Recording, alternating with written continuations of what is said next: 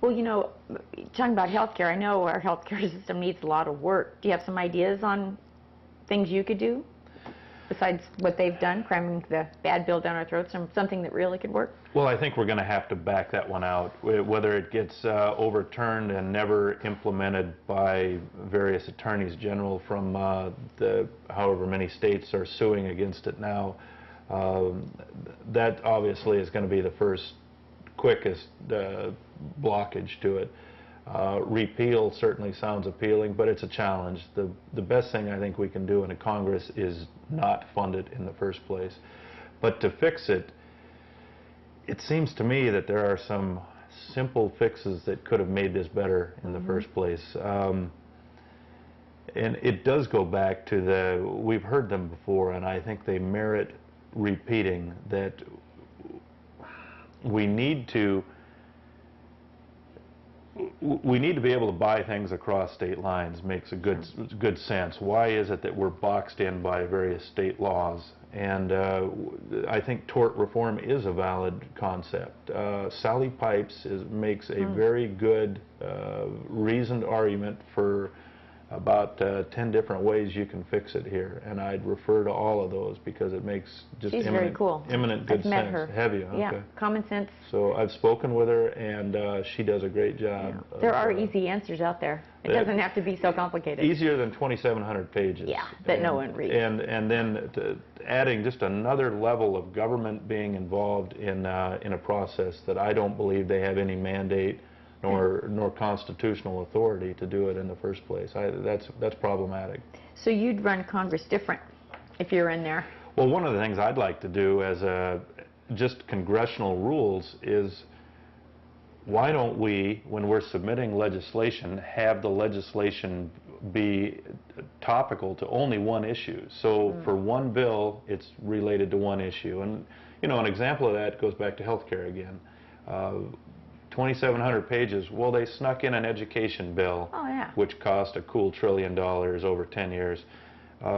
Had nothing to do with education, but they managed to get it through. And it seems to me what we ought to be doing is, it's more fair to the American citizen anyway to know what the bill is about and not have to worry that something's been slipped in at the 11th hour.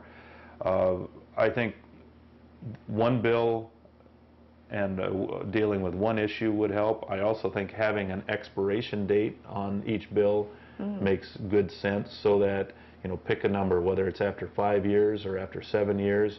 If it isn't reapproved by Congress, it expires. And I do think that the next several legislative sessions are going to be a lot of work peeling legislation back and trying to sunset laws. We're going to have to, in my view, change the tax code. And the way I look at this, Pam, is 2010 is basically a Normandy beach invasion equivalent. What we're going to have to do in 2010 is gain a foothold on the beaches with new congressmen after this election, congressmen, congresswomen, and we'll establish positions and maintain our positions on the beach and wait for 2012. And at that point, we'll need more congressmen, we'll need more senators, and we'll need a change in the White House. But what we can do for the tax code in the meantime is extend the tax cuts that are due to expire at the end of this year. And I predict that that will improve business and consumer confidence. They'll at least know the government's not trying to get larger on them. And then we have a couple of years to talk about tax reform, and I think that type of conversation needs to come from the people to the Congress rather than top down. And I think we need to discuss whether we're going to look at a flat tax or a fair tax or what kind of a combination of it, but we need to simplify the 2.5 million words we have in a tax code. And I think that will make America a more prosperous place, and I think it'll make it a happier place, because it's hard to comply with the laws as they stand. Yeah, when an average person can't read it, something's wrong.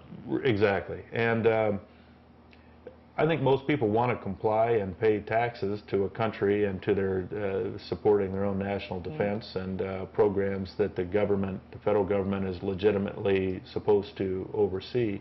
But we're spending billions of hours a year trying to comply with a tax code that is it's in a foreign language for most of us. I like that fair, simple taxes too. No one knows who to trust anymore.